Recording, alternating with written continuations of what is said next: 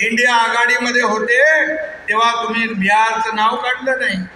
कोणीतरी म्हणाल पोलिसांचे हात मोकळे ठेवा, पोलीस बंदोबस्त करतील गुंडाचा. पोलिसांचे हात मोकळे आहेत.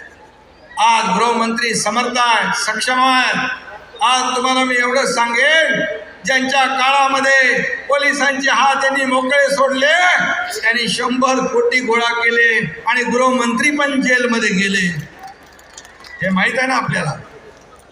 आणि म्हणून त्यांच्या 2.5 वर्षाच्या काळामध्ये जे गुन्हे केलेले आहे त्याचा पाठपुरावा केला तर मला वाटतं उभाटा सेनेचा तिहार झाल्याशिवाय राहणार नाही. अशा प्रकारचं काम तुम्ही केलं. खरं म्हणजे उल्हासनगर आणि कल्याण येथे झालेल्या घटना या दुर्दैवीच आहेत. या दुर्दैवी घटना आहेत. अशा घटना होताच कामा नये. परंतु